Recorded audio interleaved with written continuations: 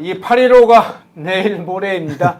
자, 이종찬 광복회장이 건국절과 김영석 신임 독립기념관장 인선을 비판하면서 8.15 경축식에 불참하겠다 이런 입장을 밝혔는데 지금 현안이 되고 있어요. 지금 이종찬 광복회장의 8.15 경축식 불참 입장 이 부분 어떻게 보고 계세요?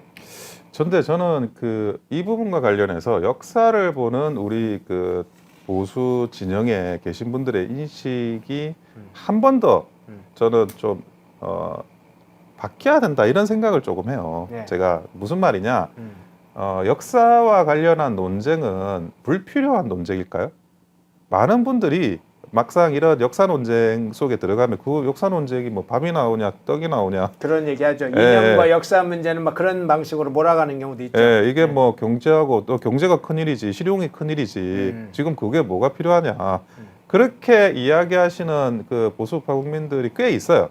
그게 항상 이 역사 문제와 그런 어떤 전선을 구축할 때는 물론 이제 민주당 측 그러니까 좌파 진영의 역사에 대한 그런 공격이 있지만 내부에서도 이게 힘이 안 모아진다고요. 역사 문제에 대한 그런 힘을 모으는 거에 대해서 굉장히 그거에 대해서 비실용적이다, 비경제적이다. 그거야말로 무슨 옛날 조선시대 예속 논쟁하는 거 아니냐.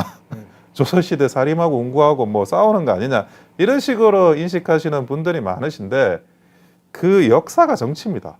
제 말은 더 정확하게는 역사는 정치를 평가한 거예요. 옛날에 우리나라의 정치는 이랬지를 평가한 게 역사라고요. 히스토리잖아요. 히스토리. 스토리잖아요. 스토리. 그런 것처럼 역사를 평가를 했는데 지금 이제 해방 이후 우리나라가 지금까지 선진국을 만들면서 이뤄낸 보수의 성과가 얼마나 많아요. 그런데 지금 그렇게 생각이 일반적으로 다 되고 있나요? 아니에요. 그러니까 보수가 잘해가지고 우리나라가 선진국 됐지라고 이야기를 하면 그거 쉽게 여러분들이 어디 뭐 아무나 일반이 붙잡고 이야기하실 수 있으세요? 이 70년에 민주당 정권이 얼마나 있었습니까? 15년 있었잖아요. 나머지 55년은 보수 정권이에요. 보수 정권이 선진국을 만들었는데 그런데 보수가 선진국을 만든 거다. 대한민국을 이렇게 부강하게 만들 거다라고 하면 사람들이 그게 좀 어색해하고 그렇게 우리 스스로도 한번 어색해하지 않으세요? 자, 네. 그거는 역사의 평가에서 졌기 때문이에요. 일은 잘하고 일은 열심히 하고 성과는 올렸는데 역사 논쟁을 사실은 꽤 오랜 기간 동안에 해볼 생각도 안 하고 포기해왔죠. 포기했죠. 네. 마치 역사 논쟁에서 빠지는 게 굉장히 나이스하고 뭐 좀 그런 젠틀하고 약간 그런 사람처럼 보인다. 나는 그런 뭐 옛날 논쟁 이야기 안 해. 우리가 미래를 봐야지. 빠지지 않는다 이런 사고죠. 네. 그렇게 하는 건데 민주당이 그렇게 하냐고 좌파 진영이 그렇게 하냐고요. 좌파 진영은 문재인 대통령 아니구나. 하여튼 DJ 노무현 대통령 다 엄청나게 미화를 합니다. 역사를 포장을 자꾸 한다고요. 제2의 건국이라고도 했었잖아요. DJ는. 네. 근데 DJ나 노무현 대통령이나 과거 보수 정권 대통령에 비할 바가 있냐고요. 그 성과는 비할 바가 없어요. 근데 우리가 뭐 박정희 대통령, 이승만 대통령, 뭐 전두환 대통령, 노태우 대통령 이런 역대 대통령들을 DJ 노무현 대통령 미화하듯이 미화하면 그분들은 지금 신이에요, 신. 사람이 아니라. 근데 그걸 우리 자산은 평가를 안 해. 민주당은 그렇게 자기 자산을 평가하는데 그래도 민주당도 뭐 낯짝이 있는지 문재인 대통령 평가 안 하더라고요. 그 미화 안 하냐. 그래서 네. 그런 것처럼 역사에서 지면 안 된다라는 역사 논쟁에서 빠지면 안 된다라는 그런 이야기를 드리고 싶고 역사 논쟁도 정치다. 이게 정치 투쟁이다. 그렇게 제가 분명하게 좀 말씀을 드리고 싶고요. 그런 와중에 이제 내가 서설이 좀 길었는데 네. 근데 자 건국은 1948년이에요. 1948년 건국을 부정을 한다는 게 나는 그게 가능한지 잘 모르겠어요. 가능한 것처럼 지금 다 하고 있잖아요. 예, 근데 그렇다고 해서 독립운동을 하신 분들의 독립운동의 가치가 폄훼되는 게 아닙니다. 마치 1948년이 건국이라면 그 전에 독립운동한 사람들이 뭐 한 거냐 이렇게 지금 그 논리 구조를 만들어 가지고 그 두 개를 모순되게 그 상치되게 만들고 있는데 그렇지가 않다고요. 어쨌든 그 건국을 하려고 독립운동한 거잖아요. 네. 예, 그리고 건국이 48년에 된 거잖아요. 그러니까 그 독립운동은 독립운동대로 평가받아야 되고 건국은 건국대로 평가받아야 되고 근데 우리가 광복절이 있는데 뭐 광복절 말고 또 건국절을 또 만드냐 어차피 8.15 같은 날짜인데 뭐 그런 거는 또 별도의 그 의미일 수는 있겠어요. 그러니까 그런 부분 별도의 의미일 수 있겠지만 건국과 관련해서는 뭐 저는 오히려 그 48년이 건국이라는 게 더 맞는 거고 그런데 다만 이종찬 광복회장께서 이런 문제를 가지고 그래도 광복회장인데 8.15에 불참하냐 안 하냐를 이런 문제로 연동시킨다는 게 저는 부적절하다고 생각을 하는 거예요. 광복회장이 광복절에 빠지면 어떡합니까? 그러니까 내가 그게 마치 그 사실은 뭐 이분의 그런 그 정치적인 수로 그렇게 하시는 것 같긴 한데 그래도 이런 방식으로 정치를 하시는 건 맞지 않아요. 그리고 반대하시고 반대 의견 내시고 참석할 건 참석하시는 게 그래 어른의 태도지. 그리고 나이가 그렇게 많고 그 사실은 대통령하고의 관계는 친구 아버지잖아요. 네. 친구 아버지가 우리가 보통 아버님이라고 호칭을 해요. 친구 아버지 아버지잖아요. 그런데 그 대통령을 자기의 어떤 뭐 아들의 친구로 보는 건지 이렇게 그 참석 불참석을 연동시키는 것 자체가 굉장히 과하다 그런 말씀을 드리고 싶어요. 뭐 다른 문제 뭐 건국이 맞느냐 48년 뭐 건국이 아니냐 이런 문제 할 수 있어요. 논쟁할 수 있고 오히려 역사는 그런 논쟁을 통해서 더 정확하게 정립이 돼 나가는 과정이니까 뭐 광복회장께서 광복과 관련해서 건국과 관련해서 자기 소견 얼마든지 저는 말씀하실 수 있다고 봅니다. 그런데 다시 말씀드리지만 참석 불참석을 이런 그 독립균형관장의 인선이나 아니면 이 건국 논쟁에 연동시키는 거는 그거는 어른답지 못하고 원로답지 못하고 굉장히 무책임한 일이라는 거를 말씀드리고 싶습니다. 예. 지금 건국절과 관련된 논란하고 독립기념관장 신임 독립기념관장 논란이 있는데 뭐 뉴라이트에서 공격을 하고 있는데 자 이종찬 회장은 지금 취임 때부터 지금까지 계속 반복적으로 이야기를 좀 하는데요. 상해 임시정부가 바로 건국의 시작이었고 1948년은 건국을 완료했다 이런 얘기예요. 상해 임시정부가 독립운동단체지 무슨 정부단체 정부입니까? 임시정부인데 프랑스나 이런 데서도 망명정부가 있어도 정부라고 하지 않죠. 기관이 독립운동단체죠. 주권을 갖는 정부를 만들기 위한 독립운동단체인데 상해 임시정부도 6개 당시에 그냥 독립운동가들이 임의적으로 만든 6개 당시에 정부 형태를 구성하고자 했던 들이 연합해서 만든 거죠. 뭐 노령 임시정부, 신한민국 임시정부, 조선민주 임시정부, 임시대한민국 정부, 한성정부, 상해 임시정부 6개가 이렇게 막 독립운동 장들이 워낙 갈등이 심하니까 그것들 통합하자 해서 그냥 만드는 거죠. 상해 임시정부로 통합. 그 중에 이제 한성정부와 노령 임시정부, 상해 임시정부가 주축이 돼서 통합된 상해 임시정부가 된 거죠. 그러면 그 전에 정부가 6개 있는 건국이 됐었단 말입니까?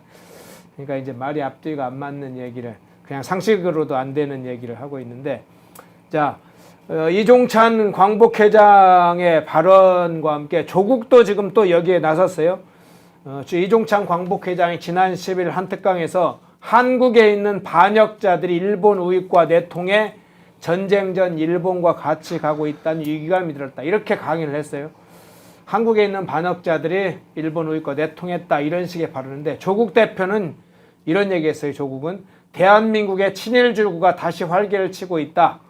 하나, 둘, 밀정 또는 일본 간첩 같은 자들이 주요 공직과 학계에 젖은 낙엽처럼 내려앉고 있다. 이렇게 지적하면서 김태효 국가안보실 1차장, 김광동 진실화해위원장, 김낙년 한국항중앙연구원장, 이배용 국가교육원장 이런 사람들을 거론을 했어요. 이 사람들이 그러니까 밀정이라는 거죠. 조국의 이 발언, 그러니까 기존의 86 운동권의 사관을 비판하고 대한민국 사관을 정립하려고 했던 사람들은 다 지금 밀정으로 보는 것 같아요. 결국은 86 운동권들의 반일주의 관념, 북한식 역사관 이걸 조국 스스로가 드러냈다고 보는데 이 부분 어떻게 평가하세요?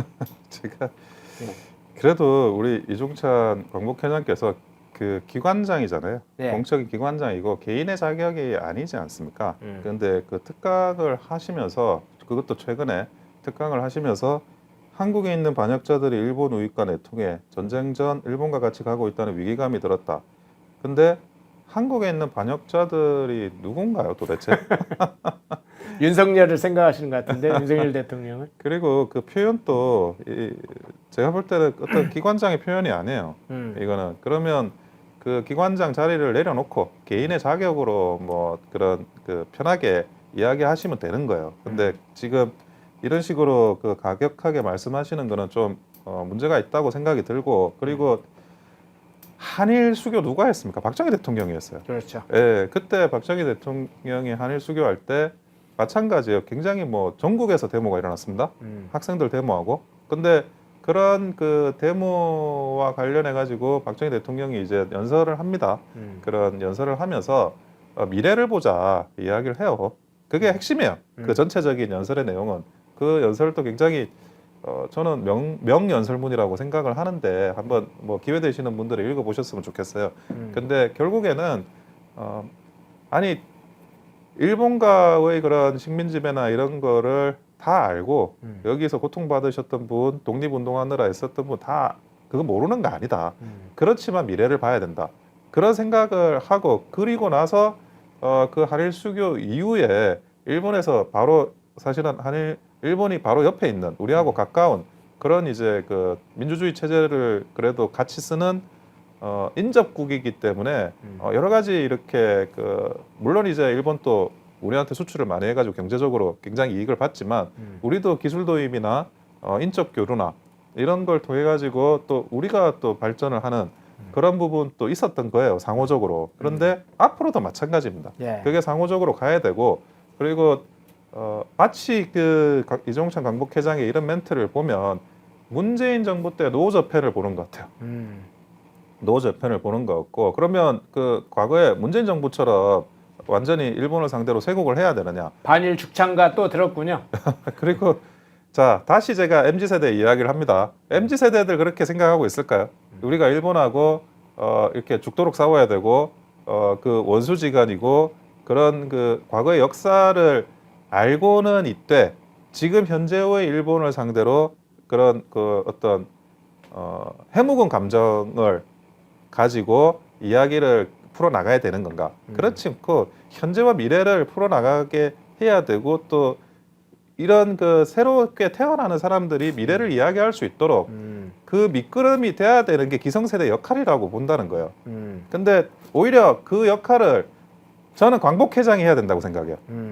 더 왜냐하면 다른 분들이 이야기를 하면 아니 우리는 그래도 우리가 나라 독립 위해서 얼마나 열심히 애썼는데 하면서 너희들 왜 일본하고 친해? 이렇게 하시기보다 그게 아니라 독립을 위해서 애쓰셨던 분들이 그 독립이라는 게 결국 대한민국의 미래 후손들의 미래를 위한 거였잖아요. 그러니까 우리의 가치는 우리의 가치고 미래 후손들은 또 그런 새로운 이제 그런 국제적인 관계 속에서 잘 그 번영을 해 나가라. 이렇게 오히려 메시지를 주면 그게 오히려 어른답고 원로다운 메시지가 아니었을까라는 저는 생각을 하거든요. 근데 이종찬 광복회장께서 이제 그런 이야기하고 조국 원래 이런 이야기 하는 사람이니까 계속 이제 이야기를 하는 건데 참 뼈아픈 얘기입니다. 사실은 뼈아픈 얘기가 이종찬이 이야기하니까 뼈아픈 얘기인 거 아니서가 아니라 사실은 이런 문제가 좀 있습니다. 윤석열 대통령의 중마고가 있었잖아. 이철우요. 예. 이철우 연세대 교수. 지난 대선 때 윤석열 대통령이 대통령 당선이 되는데 어쨌든 본인도 참여를 해서 돕겠다고 해서 도왔던 것도 사실이죠. 그래서 이제 아버지 이종찬이 광복회장 되는데도 사실상 이철우 이 연세대 교수가 윤석열 대통령의 대선 때 돕는 게 역할이 있었다고 평가를 합니다. 근데 당시에도 사실은 논란이 있었어요. 이철우 교수 자체는 좌파 성향이라는 건 알고 있었기 때문에. 그런데 윤석열 후보를 돕는 것으로부터 사실 그 시기에는 우호적으로 생각을 해서 여러 가지로 이제 평가를 해줬고 나름대로 수면 아래로 그걸 덮어놨는데 결국은 본인의 이념적 성향 이걸 사실은 덮었던 것을 그대로 다시 드러내는 것이라 그 부분이 좀 어쩌면 수면 아래에 있던 것이 터진 것이다 이런 이야기도 좀 있거든요. 그것이 좀 아프다는 거예요. 근데 저는 뭐 대통령께서도 아니 대통령뿐만이 아니라 보수파에서 정치를 하거나 뭐 민주당 좌파 쪽에서 넘어오셔가 정치를 하시는 분들이나 이런 많은 분들이 이제 계시잖아요. 네. 근데 제가 그 이해관계는 생각보다 이게 그 오래 가진 않아요. 무슨 말이냐면 이해관계라는 거는 환경에 대응하는 건데 조응하는 건데 그 환경이 시시각각 변하잖아요. 정치적인 환경도 경제적인 환경도 정말 뭐 하루의 날씨처럼 내일을 알 수 없지 않습니까? 환경이라는 게 거기에 따라 가지고 그 사람이 처해 있는 유불리 이런 것도 시시각각 변해요.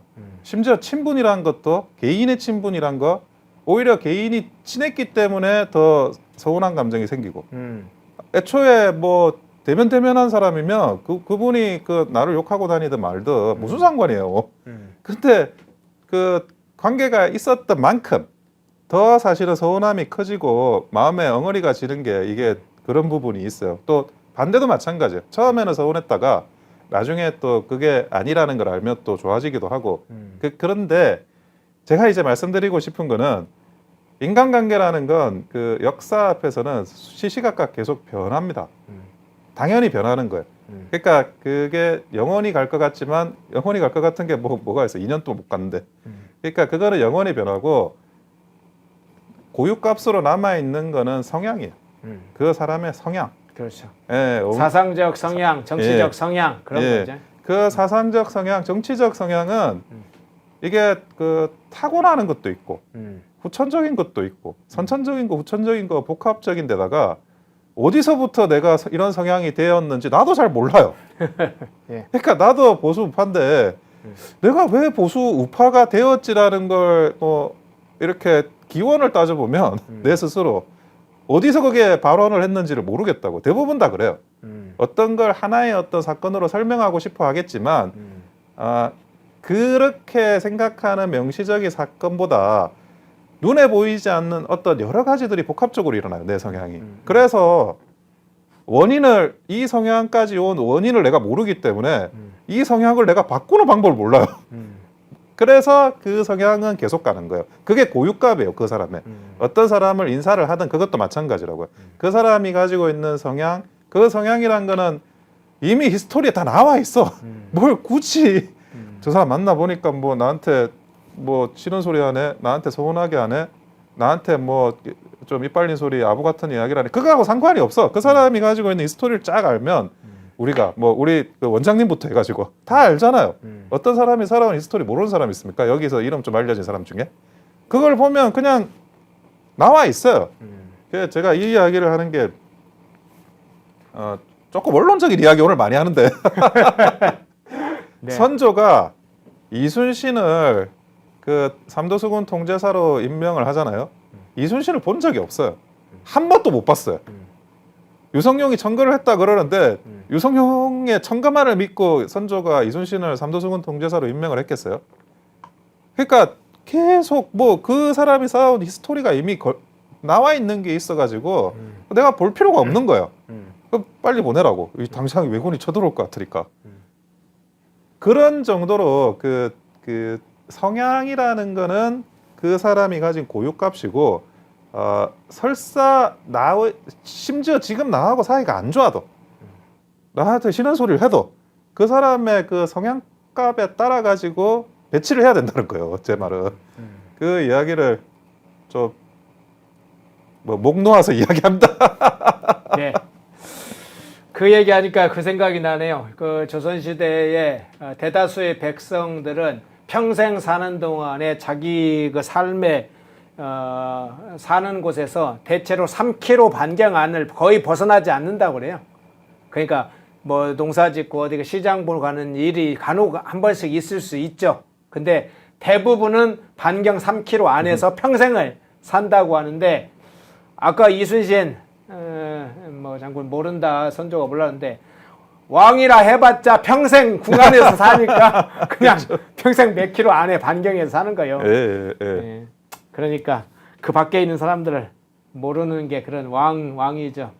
뭐 짐이, 국가가 짐이다 하지만 왕이란 존재는 그렇게 세상에 아주 반경 몇 킬로 안에만 알고 있는 것이죠. 예, 마지막으로 이 이슈 간단하게 좀 여쭤보고, 윤석열 대통령이 국가안보실장하고 새로 이제 국방부 장관 새로 이제 지명을 했지 않습니까? 네네네. 뭐 여러 가지 평가가 있는데 일단 이거에 대한 지명은 어떻게 지금 해석하고 계세요? 저는 조금 의아스러워요. 네, 전격적으로 이루어져서 여러 가지 의아스러움이 조금 있습니다. 네, 네. 의아스럽기도 하고 네. 그게 뭐 외교안보라는 게 굉장히 중요한 부분이잖아요. 언론에 주목을 하지 않더라도 사실 그거보다 더 국가 원수가 신경 쓰는 분야가 없어요. 뭐 경제보다 더 중요한 게 외교안보입니다. 어찌 보면 경제는 외교안보가 만들어 놓은 그 틀 안에서 움직이는 거고 그게 외교안보가 제일 중요한데 이번에 전격적으로 결정한 것도 결정을 한 거고 그리고 두 번째로 그 판단할 거는 외교 라인을 안보 라인으로 바꿨어요. 네. 그러니까 사람 성향을 그렇게 보이죠 지금? 예. 외교관 출신이 외교안보 라인에 있다가 군인 출신으로 그 외교안보 라인에 수장을 교체를 했거든요. 네, 특히 국가안보실장이 국가안보실장이죠. 네. 국가안보실장인데 그게 전하는 메시지가 제가 저도 이제 새로 좀 알아보고 있는 상황에 너무 전격적으로 이루어져가지고 무슨 말이냐면 우크라이나 전쟁이라든지 그러니까 뭐 그 전에 안보 위기나 이런 것들이 계속 있기는 있었어요. 네. 계속 있기는 있고 그게 뭐 그런 국지전이 일어나는 상황들 그리고 그 뭐 북한이 뭐 이런저런 거 하는 거나 뭐 그 양안 위기라든지 이런 것들이 그 2년 동안에도 적지 않았거든요. 적지 않았는데 오히려 그 뭐 트럼프 대통령이 이제 대선에 될 가능성이 높다고 하면서 또 우크라이나와 소련이 그러면 휴전을 하는 거냐라는 이야기도 외신에서는 나오고 있어요. 예, 그런데 그런 와중에 오히려 그 외교 라인을 그 군사 라인으로 교체를 해버리니까 저는 그 보이지 않는 위험이 좀 있는 게 아니냐는 생각을 하는 거죠. 그러니까 군사적으로 어떤 긴장 관계 그런 것들이 물론 이제 그 수면 밑에 아주 밑에 있어가지고 보통의 이전 사람들이 감지할 수는 없는다고 하더라도 그래서 그 외교로는 좀 안 되는 군사적인 어떤 그런 그 채널 소통이 더 필요해지는 상황이 오지 않았나. 그래서 조금 저도 디테일하게는 모르겠어요. 하지만 이런 전격적인 그 라인의 교체는 그런 군사적인 시그널을 조금 더 적극적으로 선제적으로 대응하겠다라고 보여지거든요. 그러면 선제적으로 대응을 해야 되는 그 앞단에 어떤 화두가 뭐였냐라는 게 좀 저도 확인을 못했습니다. 아직은 네. 확인은 아직 안 되고 있는 상황이지만 그런 상황이 있다. 그 정도 지금 추측을 하고 있어요. 예. 네, 지금 말씀하신 것처럼 외교안보 컨트롤 타워 국가안보실장 문제가 전격적으로 교체된 것에 관한 해석이 조금 분분합니다. 대체로 이제 대통령실이나 주류 언론에서는 북한이 이제 지속적으로 도발하고 있고 러시아, 북한의 밀착이 강화되는 것에 따른 외교안보 대응을 한다. 근데 추가적으로 트럼프에 대한 대비도 있다.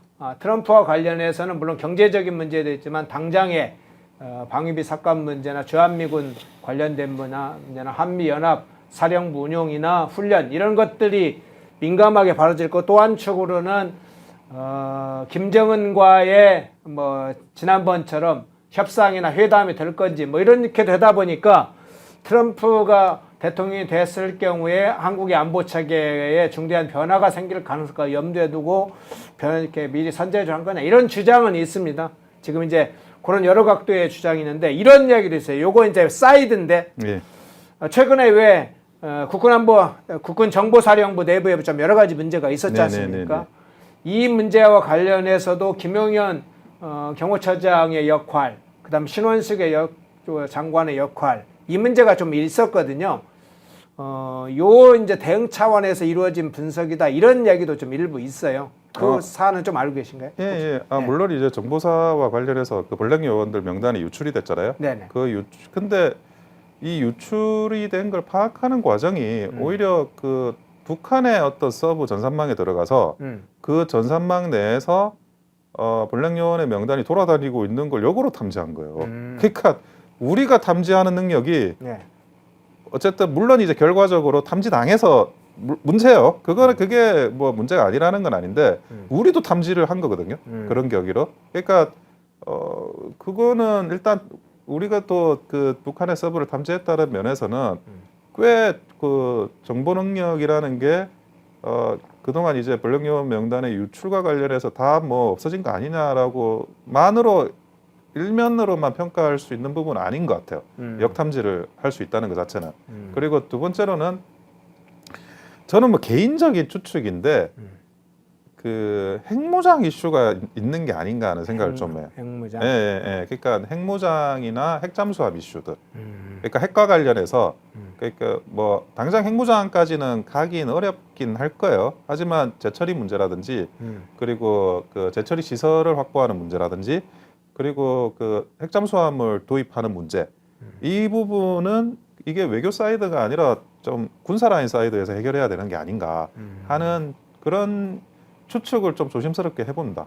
예, 그게 물론 정보사 문제도 있지만 그거는 그 라인 전체를 이렇게 아예 방향을 바꿀 문제인가 그 정도로 그게 큰 그 정도 건가? 사안은 아니다. 그냥 내부 정리를 할 사안이 정도이지. 예, 내부에서 좀 정리해야 될 문제, 디테일하게 정리해 나갈 문제인 것 같고 오히려 핵과 관련한 문제들.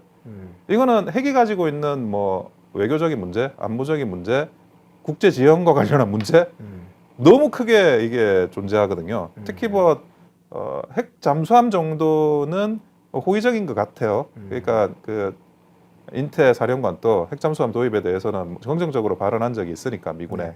근데 그런 문제도 사실은 쉬운 문제는 아니거든요. 핵잠수함이 만들어진다는 거는 결국 탐지가 안 되는 영구적으로 탐지가 안 되는 어떤 그 공격 무기가 한국이 배치된다는 거기 때문에 자체적으로 그것도 군사적으로는 쉬운 문제는 아닙니다. 그래서 그런 핵과 관련한 문제가 오히려 더 적극적으로 의제화될 가능성을 더 보는 게 아닌가 싶습니다. 예. 한번 계속 한번 추적을 해보죠. 왜냐하면 국가안보와 중대 사안의 변화와 연동된 거라면 특히나 이제 좀 중요하게 한번 계속 관찰을 해봐야 될 필요가 있겠습니다. 마지막으로 이 질문 하나 드릴게요. 어제 국가안보실장, 국방부 장관 전격적으로 교체하고 신설되는 외교안보 특보 문제까지도 새로운 지명자를 대통령께서 발표를 하셨는데 어제 국가인권위원장 후보자의 안창호 전 헌법재판소 재판관을 지명을 했습니다. 이 고검장 출신이죠. 안창호 전 헌법재판관. 박근혜 정부 당시에 검찰총장 후보자로 인사검증 대상에도 오른 적이 있던 인물이고요.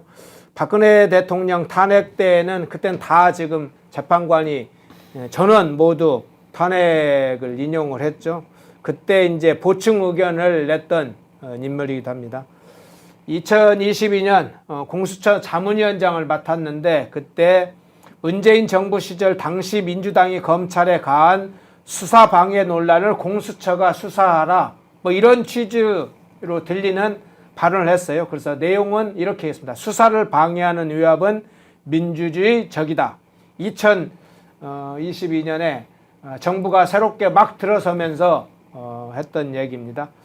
이 안창호 전 대법관의 국가인권위원장 지명 이 소식까지 어제 들렸는데 이거 어떻게 좀 평가하세요? 저는 그렇습니다. 그 인권이라는 게 그 소수자 인권 위주로 이렇게 막 그 풀어나가는 경향이 많은데 네. 저는 오히려 그 인권이라는 거는 정확한 스탠다드를 만드는 게 중요하다고 생각을 하거든요. 그러니까 범죄 형사 정책학에서도 인권을 마치 그 범죄자의 어떤 미란다 원칙이나 이런 범죄 피의자에 대한 인권처럼 집중하는 경향이 있는데 저는 범죄 피해자의 인권이 중요하다고 생각을 해요. 어떻게 피해자의 인권이 제일 중요하지 범죄자의 인권이 더 중요할 수가 있습니까? 그러니까 모든 논의의 초점이 이제 글로 가야 된다는 거고 그리고 그런 면에서 그 방향성이 인권을 바라보는 방향성이 굉장히 저는 중요하거든요. 그거는 우파와 좌파 사이에 굉장히 큰 건널 수 없는 강이 있는 것 같아요. 네. 예, 그런데 안창호 후보자 같은 경우에는 그 간통죄 폐지에도 반대를 했었고, 네. 그리고 양심에 따른 병역 거부 여기에 대해서도 대책을 반대했습니다. 그리고 그런 부분들과 관련해서 이제 조금 그 성향이 아까 말했잖아요, 성향이. 근데 성향이 조금 우파적이지 않나 하는 성향은 해요. 근데 우파적이라고 해서 인권을 소홀히 하는 게 아닙니다. 뭐 양심에 따른 병역 거부를 물론 이제 헌재에서 그 전에 이제 뭐 판결을 내려가지고 그렇게 도입이 되긴 했는데 저는 양심에 따른 병역 거부가 여전히 맞는지에 대한 의구심이 있어요. 네. 예, 왜냐하면 누구라도 총을 들고 사람을 쏠 수 있다는 게 그거 쉽게 할 수 있는 사람이 누가 있어요? 네. 그리고 아니 그 지나가는 뭐 강아지나 고양이 새끼나 그거를 뭐 어떻게 물론 이제 민법적으로 동물은 물건이에요, 물건이긴 한데 지나가는 강아지, 고양이 누가 이렇게 쉽게 죽일 수 있는 사람이 있어요? 그거 다 피하려고 그러지. 생명을 바라보면서 그거를 살생을 하지 않으려고 하는 거는 인간의 모든 사람이 가지고 있는 인간의 본성이지 특별한 사람만 누려야 되는 본성이라고 저는 생각하지는 않거든요. 그리고 그 본성조차도 측정할 수 있는 측정 체계가 없다는 거예요. 저는 뭐 그런 입장인 건데 어쨌든 그런 이제 인권의 방향에 있어가지고 이분이 뭐 인권을 소홀히 했다라고 생각하지 않습니다. 그리고 본인이 이제 가지고 있는 그런 차별금지법과 관련해서도 차별금지법도 어떤 분들은 그거를 소수자를 보호하는 거라고 하지만 내용을 다 뜯어보면 분별금지법이에요. 아니 차별은 하면 안 되는데 분별은 해야 되잖아요. 네. 사람이 같은 건 같은 거고 다른 건 다른 거잖아요. 차이와 차별을 같이 보면 안 되죠. 예, 그거를 같이 보면 안 되고 다른 건 다른 거고 같은 건 같은 건데 같은 걸 다르게 취급하거나 다른 걸 같이 취급하면 그게 오히려 차별인 거예요. 근데 뭐 아주 그 법령의 제목을 이쁘게 달아가지고 차별금지법으로 달아서 차별금지법에 반대하면 차별을 찬성하는 사람처럼 이렇게 선동하는데 그거조차가 잘못됐다는 거예요. 오히려 그 차별금지법이 가지고 있는 무분별함을 정확하게 꿰뚫고 거기에 대해서 정확한 의견을 내시는 분이 오히려 그런 분이 인권을 더 존중하는 거라고 본다는 거죠. 차이 인정법이 돼야 되겠네요. 그렇죠. 아니 뭐 올림픽에서 약간 논란이 있긴 했지만 다른 어떤 스포츠 경기에서 다른 유의 거기에서 이제 성전환자가 순수한 여성하고 같이 경쟁을 하는 게 맞느냐? 이거는 차별금지법으로 보면 어떤 차이가 있는 거냐? 이걸 맞다고 봐야 되냐, 다르다고 봐야 되냐? 그러면 이게 문제가 없다 그러면 일반 대다수의 여성에 대한 차별은 아닌가? 그렇지 않습니까? 그러니까 지금 현재 일어나는 이런 PC적인 사고 그리고 무분별한 어떤 평등 개념, 분별을 아예 소멸시키고 뭐가 다른지 뭐가 같은지에 대한 기준 자체를 흐트러뜨리려고 하는 그런 차별금지법이라면 100번 반대해야죠. 예, 그래서 지금 안창호 이 인권위원장 내정자가 저는 뭐 큰 문제가 있지는 않고 오히려 뭐 제가 생각하는 인권 개념에 더 부합하는 것 같아요. 이분이 그동안 해온 행적들이. 그래서 앞으로 수장이 되시면 인권위원회 잘 해내실 거라고 생각하고 있습니다. 네, 국가인권위가 어떤 역할을 해야 되는지 그 부분을 좀 지적을 중점적으로 해주셨는데, 예, 원영석 변호사님 모시고 오늘 신정대 관련된 거 이종찬 조국 그리고 새롭게 지명된 국가안보실장, 국방부 장관 또 국가인권위원장 문제 다뤄봤습니다. 고맙습니다, 신영석 변호사님. 예, 감사합니다. 모두가 숨죽이고 침묵하던 시절 베넷 마이크는 앞장서 자유와 민주를 외쳤습니다. 자유파 정권 탄생을 위해 싸웠습니다. 2024년에도 펜앤마이크는 쉼없이 달려갑니다. 민주주의 체제수호의 선봉이 되겠습니다. 왜곡된 대한민국 역사를 바로 세우겠습니다. 2024년에도 펜앤마이크를 응원해 주십시오.